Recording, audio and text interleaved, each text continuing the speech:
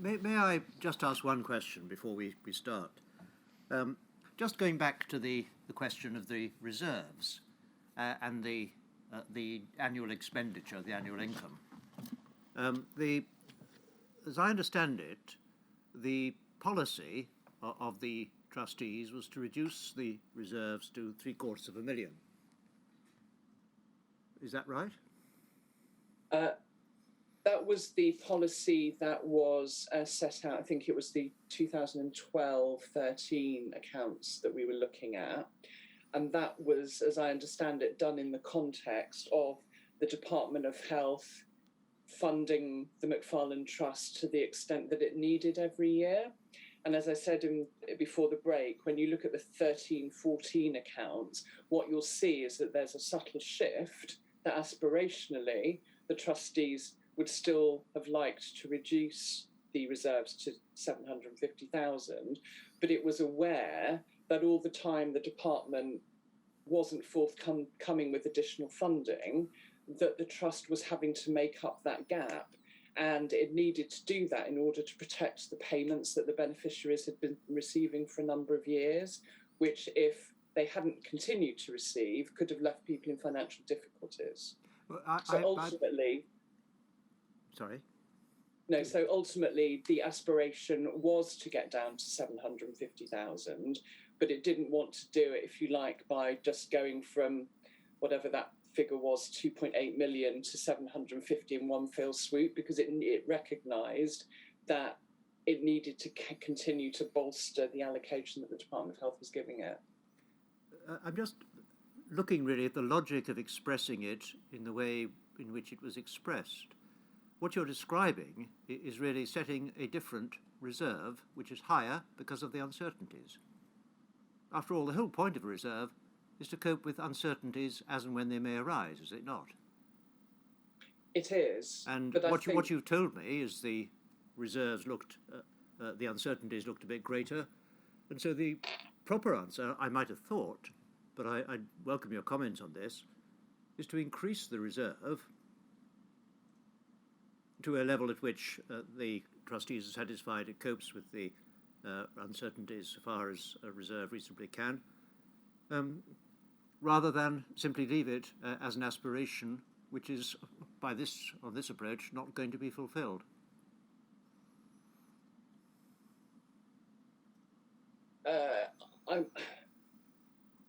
I'm not sure that the organisation would have considered increasing the reserve. And the Macfarlane, I mean, as you may be aware, sir, the Caxton Foundation, when it was established, was not allowed to build up reserves. And the reason the Macfarlane Trust had done so was because, as I understand it, in the early years, the trust was given, if you like, large amounts of money, which were meant to last over an indefinite period of time, a non-specified period of time. And when that money was getting to the point where maybe looked like it was running out, then the department would come with another big injection. And over the years, that moved to this position where there was an annual allocation. And on that basis, the Macfarlane Trust, as I understood it, had been able to build up some kind of reserve. But those reserves had been built up through funds that the Department of Health had given it. And so given that the Department of Health was the sole funder, and the trust was getting less from the department that it needed each year, it wasn't in a position to increase the reserve. Well, of course it was in a position to increase the reserve, because the reserve is a level beyond which you're not going to drop. It's a floor. It's a plimsoll line is the best way of looking at it. I understand what you mean. So you mean the level of reserves it wanted to get to, as opposed to the amount of money it actually had in the bank, if you like. But obviously, a reserve may be dipped into from time to time. That's what it's there for. But it's effectively the plimsoll line, if I can call it that, which you don't want to sink. No, but my understanding, sir, is that the 2013-14 accounts do reflect the fact that the trust acknowledged that it needed to keep that level higher. That's effectively what the reserve statement in the 2013-14 account says, because the last line says that ideally it would like to get to a position of 750,000, but the text that goes before that recognises that that is some way down the line.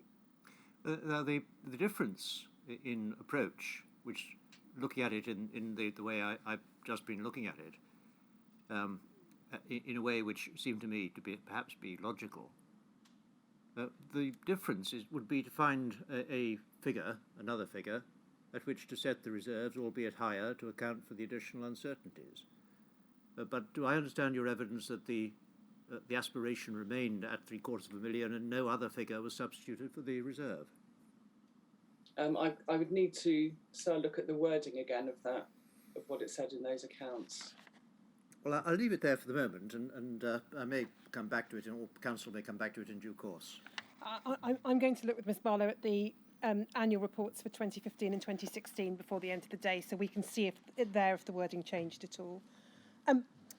Could we go next, please, Shomik, to MACF 5022_013.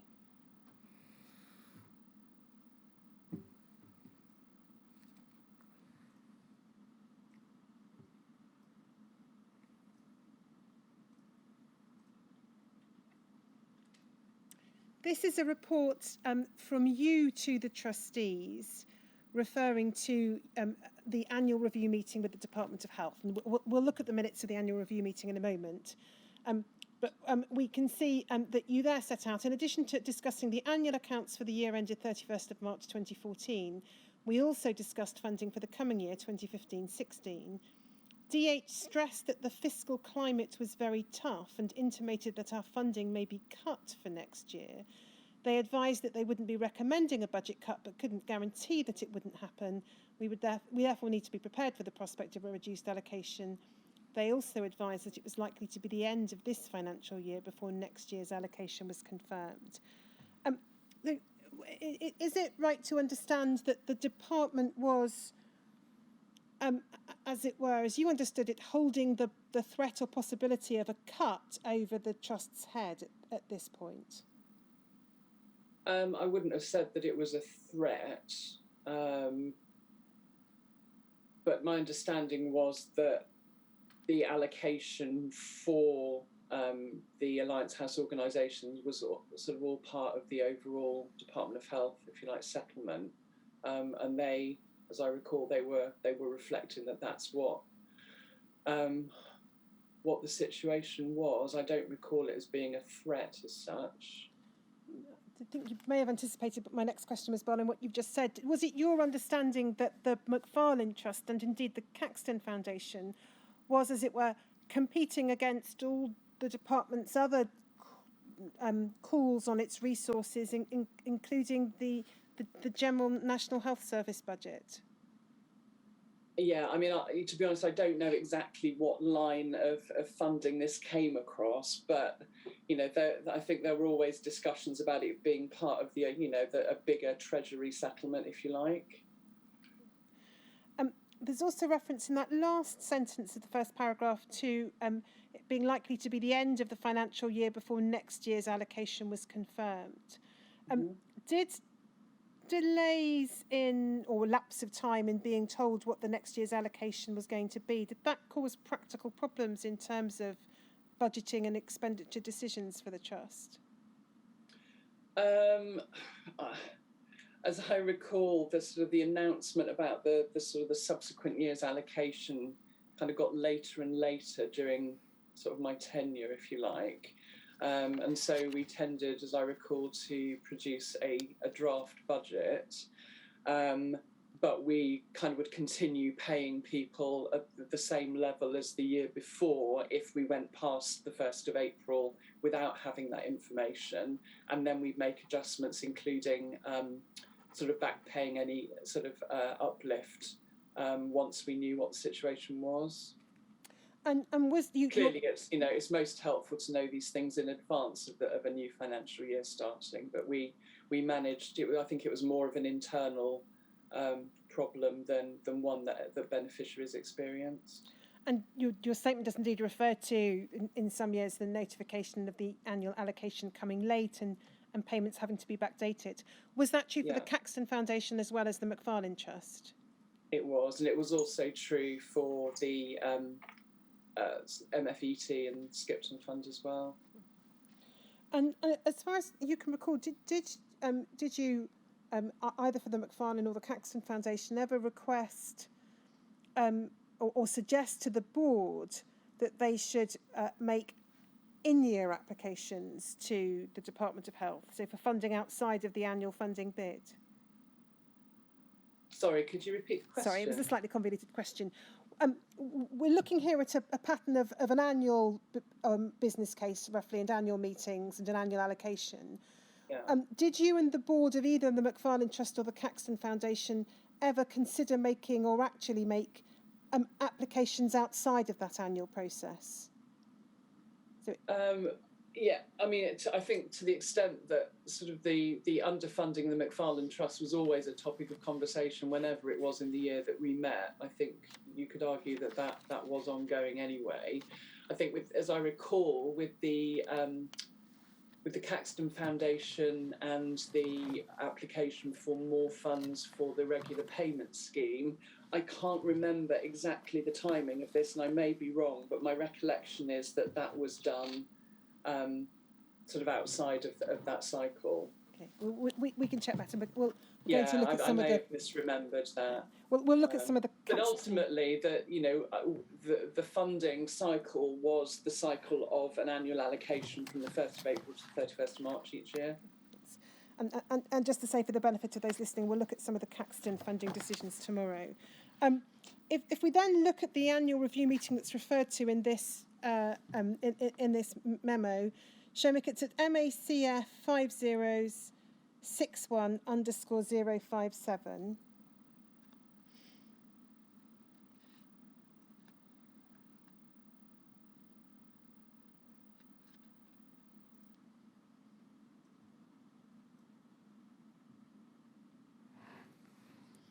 And we can see these are the notes of the Macfarlane Trust annual review for 2013-14, held on the 12th of December 2014.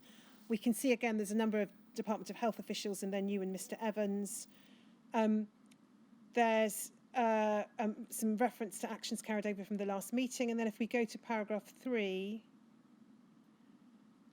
there's a discussion about trusteeship, staff changes, website and newsletter. So is it right to understand that these annual review meetings in part involved you or Mr. Evans giving a general update to the department on the running of the trust? Yes. And then we can see at 3E there's reference to the reserves programme, the one-off grant programme for home improvements and so on. And then if we go to the next page,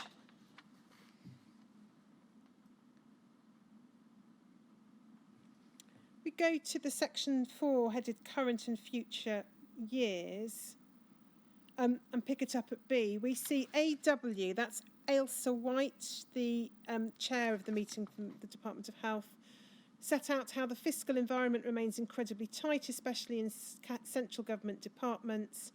DH budgets are not yet confirmed for 2015-16. MFT should plan for different eventualities. And then we see Mr. Evans recording that if the allocation is not increased by the following year, 2016-17, funds held in reserve will run out. In 2017-18, he refers to the probability of having to reduce monthly payments unless the annual allocation is increased. And then it says this: DH has encouraged the trust in previous meetings to spend its reserve, and the only way of doing so for the trust within its objects is through payments to beneficiaries. The trust is keen to work with DH on this issue. If the allocation is to be reduced, they expect to meet with the minister. So just pausing there, it sounds from that as though not necessarily, well, it may or may not have been in meetings attended by you, but it sounds as though there had been positive views being voiced by the Department of Health that the trust should be spending its reserves. Can you recall anything further about those discussions? No, I can't actually. No, that's kind of that sort of surprises me a bit. I don't remember that. And then at D, we have JB, so presumably you, pointing out that if the trust's allocation is cut, it would only increase problems and complaints for the trust. What was the purpose in bringing that to the department's attention, do you think? think it was just part of trying to give them the picture of what the consequences would be if the trust allocation was cut and we had to continue, if you like, draining down the reserves. But that's all part of that picture of, at that time the objective was to try and maintain the level of payments that we were making to beneficiaries so they didn't experience financial hardship. And then we see at E, AW reassured that DH was listening to the Trust's representations. Ministers are currently thinking very carefully about the whole policy area, and it is both a political and financial issue. Were you given, as far as you can recall, any insight at this stage to what the political interest or issues were from the Department or Government's perspective? Sorry, could you remind me the date of this meeting? This is December 2014. Okay.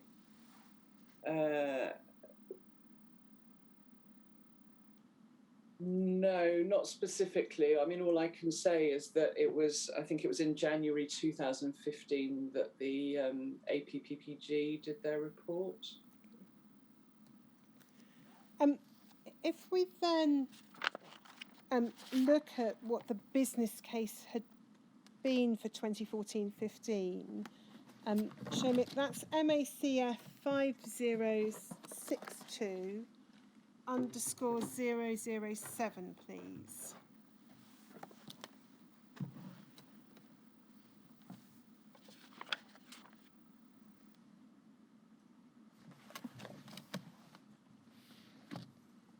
So we can see this is entitled Business Case for Increased Funding for the McFarlane Trust from 2014-15. Would this have been a document put together by you, as far as you can recall? Probably with input from the board. And again, as far as you can recall, was this the kind of case that was submitted annually to the department? I think it took different forms in different years, but I think it was always done in writing as well as raised through the meetings. This document's got a date at the bottom, November 2013. Can you recall anything about what the timing and sequence of events usually was in terms of the bid for an annual allocation? The annual review meetings seem to have taken place around the end of a calendar year or the beginning of a next calendar year. Can you recall how it all fitted together? Well, as I said before, the announcement about the annual allocation, I mean, the allocation ran from the 1st of April each year. So it would have been in some way in the run-up to that process. So if we just look at this, and this is just as a sample, I'm not going to ask you to look at all the bids that were submitted. But we can see, if we look in the second paragraph under the heading 1, background, the paragraph beginning, sorry, if we go up, Shomik. Thanks. So the second paragraph on the screen, Ms. Barlow, an organisation which was originally only intended to be short-lived, therefore continues to have a responsibility to support people whose needs have changed and arguably become more complex as years have passed. Then there's reference to dependents, including those who are infected with HIV themselves, widows and children, reference to the MFET, and then there's the current level of annual funding from the Department of Health that's now reached a level which is inadequate for the needs of the MFT's beneficiary community. And then we can see the next section sets out what's said to be a number of financial challenges. Again, I'm not going to look through all of it, but if we go to look at the penultimate paragraph on that page, which refers to the Caxton Foundation, we can see it says, when the Caxton Foundation was introduced and MFT's trust deed was amended to reflect its provision of support to those co-infected with hepatitis C, no additional funding was made available to MFT in support of this. MFT's policy to date when calculating household income for the purpose of discretionary top-up payments has been to include skipped and stage 2 regular payments as part of household income. This is deeply unpopular with and resented by those who are co-infected, who feel that not only are they excluded from seeking support from the Caxton Foundation, they're then penalised by MFT in financial terms for their hepatitis C having progressed to stage 2. MFT sympathises with this view and would like to be able to afford to change its policy. Now, can you recall any response from the Department of Health or any engagement by the Department of Health with the particular issue that you are there making in this business case? I'm afraid I can't remember. We'll look at a handful of other points, but it's a document that makes a number of specific points, such as the one there. Did the Department of Health ever respond in writing, as far as you can recall, to the actual issues that the Trust was raising? I'm really sorry, you dropped out at the beginning of your question. I'm so sorry. In this document, you make a number of detailed points, such as the one we've just looked at. As far as you can recall, was it the department's practice to engage with the specific points that were being advanced, or simply to say, this is the amount of money we're going to give you? As I recall, it was the latter. It was just to, a document like this goes into quite a lot of detail, and then we would just be told, well, for whatever reason, the allocation's not being increased. And if we go over to the second page, please.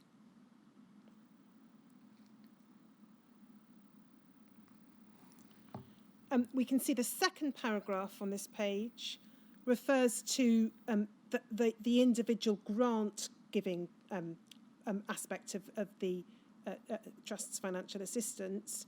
And it says this, the budget for this aspect of MFT support to beneficiaries is inadequate for the level of demand. And in 2012-13 and to date in 2013-14, the MFT Grants Committee has only been able to meet a relatively small proportion of requests. In 2012-13, in financial terms, only 21% of grant applications were funded, £127,262 funded against requests totalling £614,158.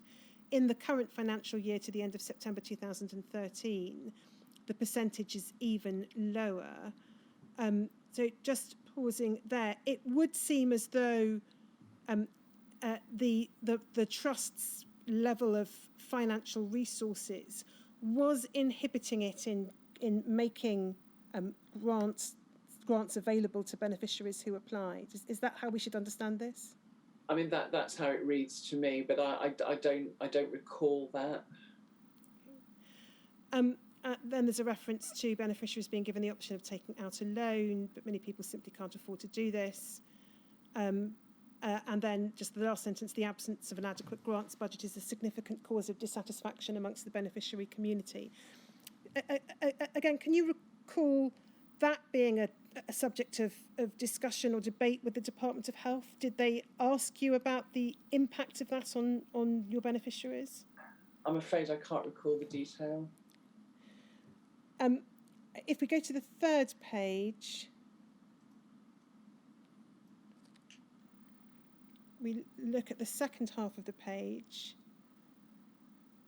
We can see it says, thank you, perfect. We believe now is the time to stabilise MFT's financial situation in the context of annual funding rounds.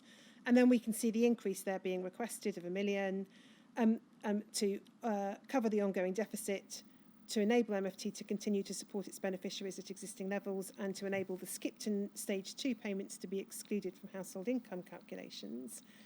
And then it refers to a proposal to release £400,000 from reserves each year for 3 years to run a grants programme, with a view to them being left with only a small general reserve. Was that something that the Trust ever did, or was it unable to do so on the basis of its thinking because it was having to make up the shortfall? Yeah, no, all of these things here are conditional upon that increase in funding, which wasn't forthcoming.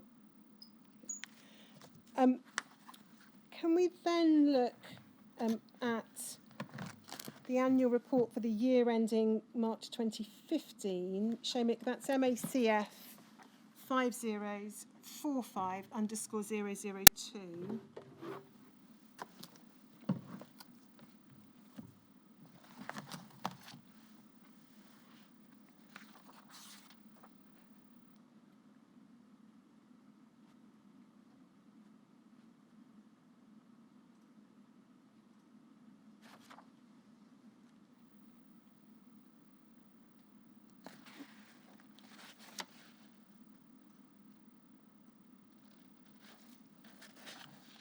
So we can see it's the annual financial report, year ending the 31st of March 2015.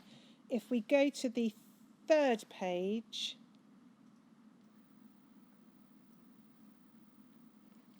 and we look at the bottom half of the page, we see, picking it up in the second paragraph on the screen, the MFT board submitted to the Department of Health in late 2013 a robust case in support of a substantial increase in its allocation for 2014-15. That, I think, is the document that we were just looking at, Ms. Barlow. This was done in a climate of economic austerity, and unfortunately the government could not agree to increase the allocation. Nevertheless, it was agreed that the allocation, which is 2.2 million, should be the same as for the previous year. This coincides with a reduction in funding for many other government-funded work, and this is of some consolation. As explained below, the MFT board decided in April 2014 to continue with the policy of supporting the government allocation from funds held in reserve. This means we've continued with regular payments at the same level as for 2013-14, but with a cost of living increase of 2.7%. So just to understand that, the business case that you had submitted was rejected. There wasn't a cut. No. Again, there's perhaps an attempt to put a positive spin on this on the basis that there was no cut. But the trust decided to continue to use the reserves. So it wasn't able to make any of the changes the business case articulated, but it was dipping into the reserves or reducing the reserves further to continue to make the payments. Is that right? Yeah. And then if we look at page, it's 11, Shomek.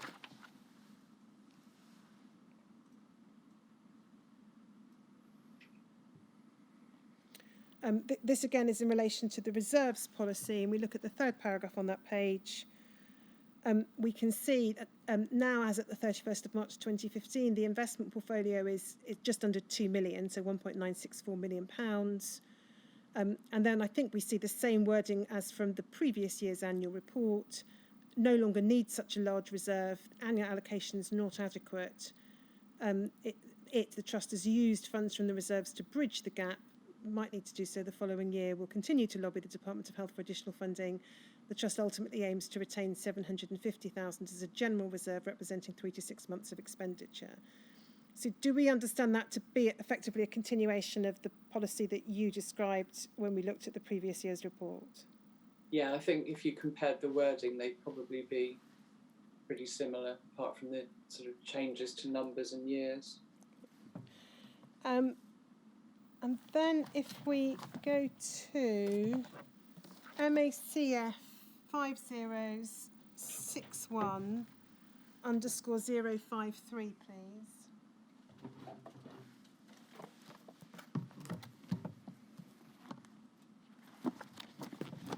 So this is the next annual review. It's taking place a little earlier in the calendar year, 16th of October 2015. Again, we can see again, a number of attendees from the Department of Health and you and Mr. Evans attending from the Macfarlane Trust. If we go to the bottom half of the page, please, Shomek, we can see at paragraph 3 the presentation of the accounts.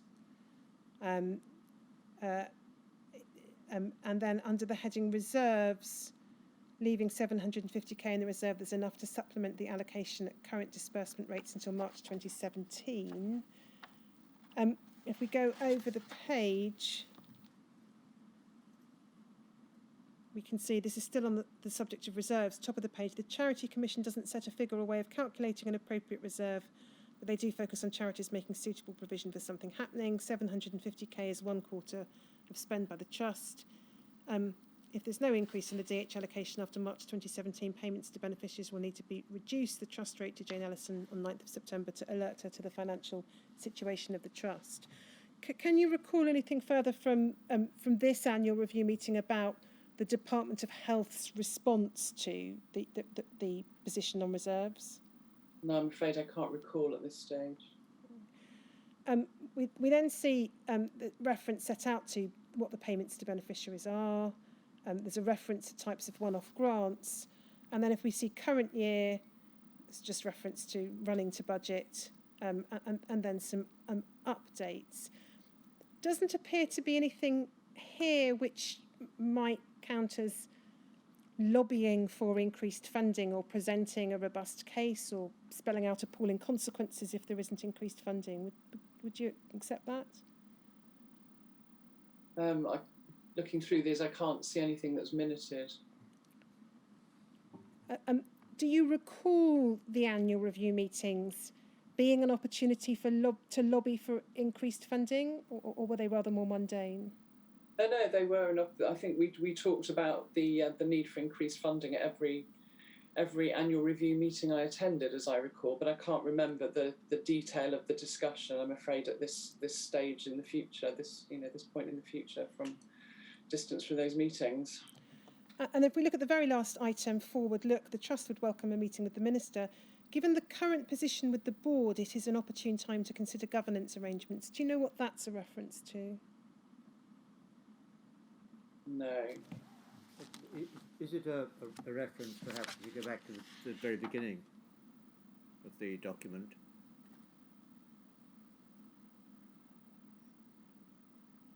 The page, the first page, Shoemaker, if you can. There's a note there in handwriting. Mm. Does that help at all?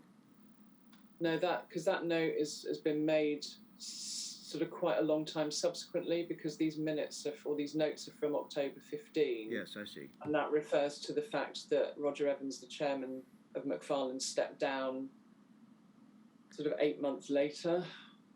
So, no, I'm afraid I don't know what that reference to looking at governance arrangements. It's the second bullet point, counterpoint when no future. When did that become apparent? But again, that would have been those handwritten notes were obviously taken many months after this meeting was held. But in terms of, if you like, the future of the Alliance House organisations, I think that became the fact that there were going to be significant changes. I think they came in the summer of 2016, which was after the Department of Health consultation and after the department had announced what it intended to do as a result of that consultation.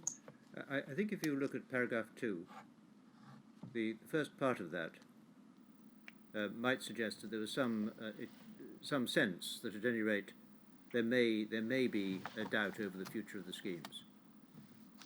Yeah, I think also if we go back, so what was the date of this meeting? October 15. The date of this report is the annual review of 2015. Yeah, the APPG report that was done in I think January 2015. One of the issues that came out of that was whether there was a need for 5 Alliance House organisations and whether there could be some kind of consolidation of those. So I think even from, if you like, the beginning of 2015, there started to be some uncertainty as to what structurally the Department of Health wanted to do with the organisations. But you think that the reference to governance has nothing to do with that uncertainty? It may actually well be. Now I can see what all the timing is. It's possible that it's to do with the fact that the department had already started to make announcements about whether they're, I think at the actual time of this meeting, if that was in October 2015, that was obviously before the Department of Health consultation document the following year. So there was nothing explicit about what then ultimately happened. But as I say, I remember in the APPG report, there was some reference to whether there should be as many Alliance House organisations.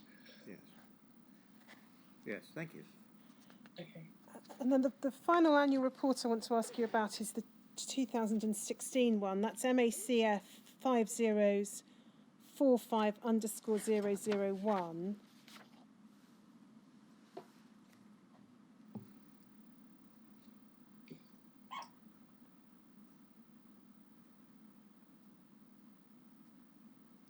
we go to page 3,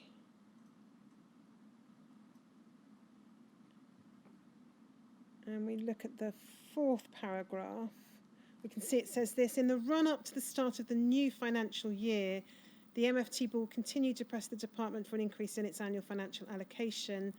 However, additional funds for 2015-16 were not forthcoming, and the allocation remained frozen at £2.2 million. Just pausing there, is this correct, that was the annual allocation for every year when you were a chief executive, from when you arrived and to the point at which we've reached here, which is 2016? Sorry, again, you kind of dropped out in the middle of your question. I'm really sorry. There's That's all right. like an echo going on. It's not your fault. Is it right to understand that in all the years up until this point, which is 2016, in which you'd been chief executive, the allocation was always 2.2 million? Yeah, as I recall. So there was no increase at any stage? Sorry, there was no increase, did you ask? I did. Yeah, no, there was no increase. But also, as the reports have said, there was no decrease either at a time when lots of budgets were being cut. And then the sentence we were looking at continues: in spite of clear evidence that this was insufficient to meet the needs of beneficiaries. Now, in terms of the evidence that the Trust supplied to the department in support of its bid for more funds, that would be the business case, would it? I can't remember whether or what additional documentation was produced for this, the sort of the allocation round that we're talking about now. Okay. But I mean, essentially, the arguments were the same across a number of years. That the funding, you know, there was a gap. The funding that we received wasn't enough even to meet kind of, if you like, historical need, let alone to actually increase funding in areas. So, as I say, the core arguments were the same, but I don't know whether, I'm sure there would have been a subsequent document to that business case that I think you said was dated November 13. Yes. My question was really, was the mechanism by which you provided evidence to the Department of Health generally in the form of a business case? I'm sure you're right that there was a subsequent one, but that was some kind of written document, yeah. And then if we go to page 12, just to complete the picture in relation to reserves, if we look at the 3rd paragraph, we can see as at the 31st of March 2016, the investment portfolio is 1.6 or just over 1.6 million. And then I think we see largely the same observations as we saw in the previous annual report, using funds from the reserves, continuing to lobby for additional funding, but now doing so against the backdrop of proposed changes to the system, ultimately aiming to retain £750,000 as a general reserve. So no change in the Trust's approach to reserves. No, that kind of reflects what had been said in previous years. And then if we can look at a document now, so that was March 2000. Well, I think the document itself is approved by the trustees July 2016. We just moved to 2017 for one further document. It's MACF 5027_088, please, Shomik.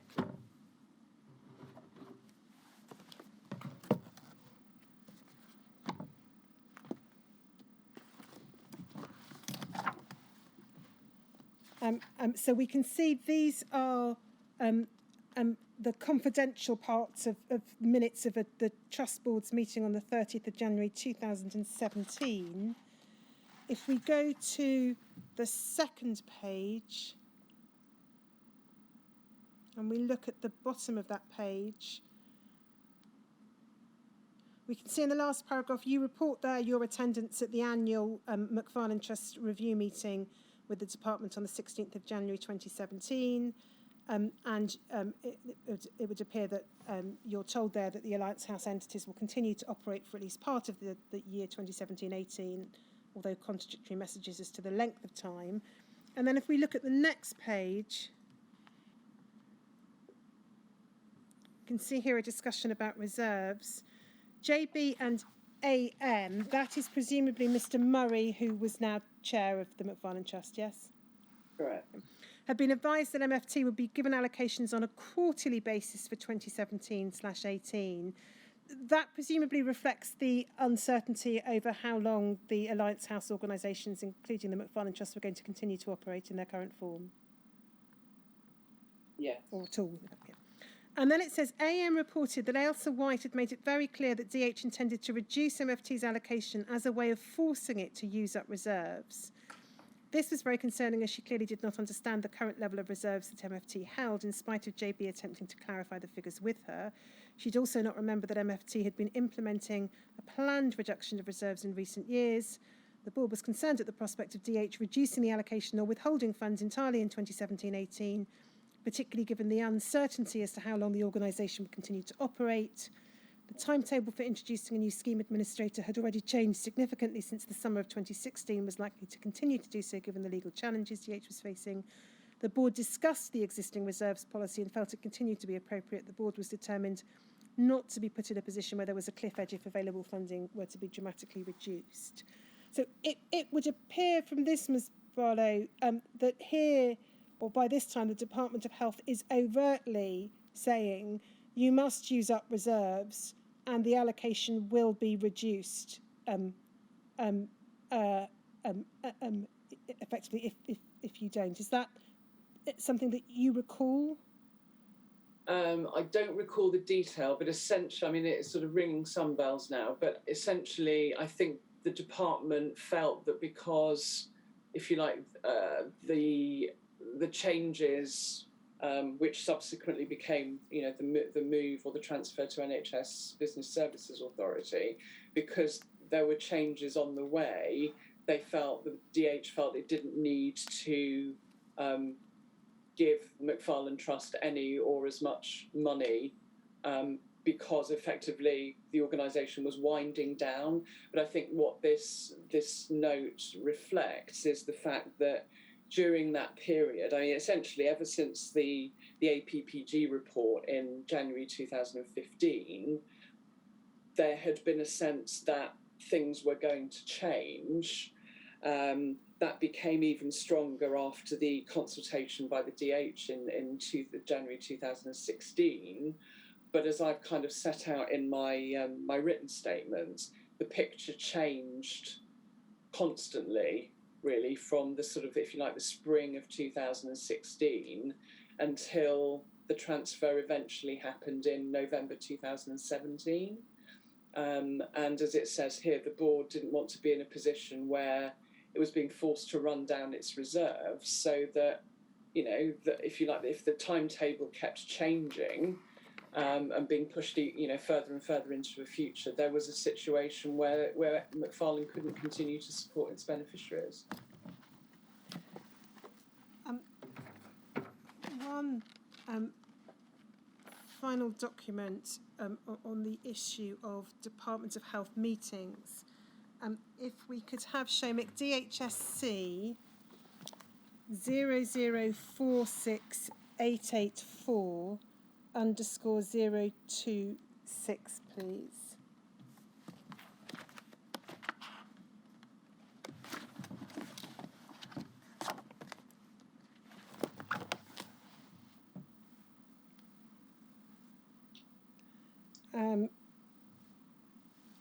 And if we go to, I think it's the end of the document, Shomik, so perhaps the next page.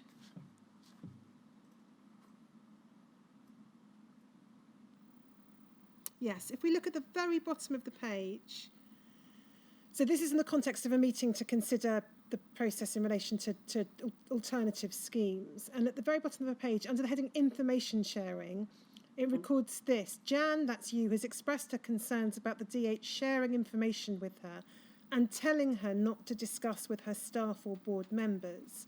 She feels, if we go to the top of the next page, compromised and implicated, would like DH to formally write to her with details of procurement. Can you recall what the issue was that's reflected in that note? What were you being told that you weren't allowed to share with others? Well, from these notes, it looks as though it was about the procurement. Do you have any So- independent recollection of it? Sorry? Do you have any independent recollection of your concerns? I mean, I remember feeling uncomfortable that, sometimes DH would, if you like, air their views about what their latest thinking was, and that was fine. But, I reported respectively to my boards, and I didn't think it was fair for me to know that and for them not to know. I mean, that put me in a position I didn't want to be in. And is it right to understand from this that you were being told that you couldn't share that information with your boards?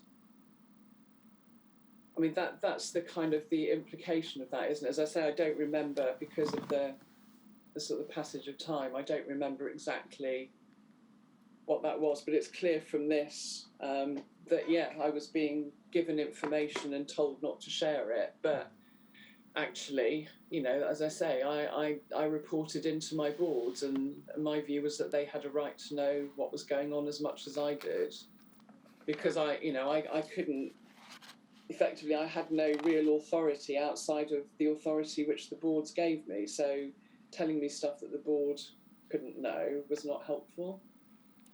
Can you assist with what the Department of Health reference group was? What the Department of Health reference group was? Yes, that was, as I recall, a group that the department set up following its consultation to get advice from a broad range of individuals about how the new system should operate. And again, without referring to any one by name, did it include trustees from the Macfarlane Trust and the Caxton Foundation, as far as you can recall? Yeah, as I recall, there were board members from all of the 5 Alliance House organisations on that group, as well as people from outside of Alliance House. Then if we could go, please, to, it's one of your witness statements. So WITN 3108002, please, Shomek.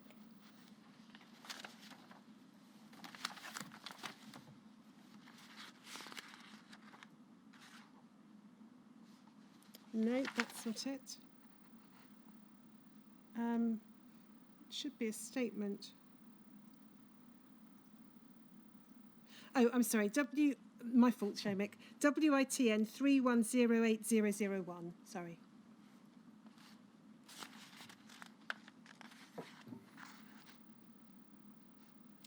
So this is a statement dated the 24th of January 2020. And if we could go to page 4, I just wanted to ask you about one of the observations you set out here. So under the heading Policy and Funding, the first paragraph says this: because of our day-to-day contact with beneficiaries, it was important to give DHSC practical insights into the impact and practicality of proposed DHSC policy changes.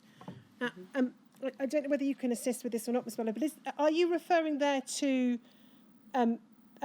the trying to give the Department of Health insights into the potential impact of its proposal in the consultation paper to reform the financial support schemes? Or are you talking there of the importance of giving practical insights into the implications of its funding allocation? I would need to refer back to the question. I don't think I have the questions. Oh, I might be able to assist in that regard. I'm not sure I've got them to display on screen.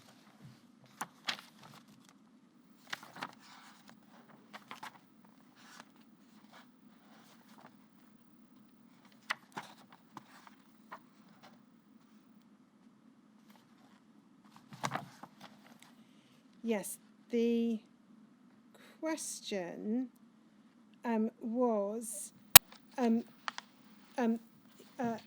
follows. I'll read it out. It may be, if necessary, you can look at it again overnight, Ms. Barlow, and we can come back to it in the morning.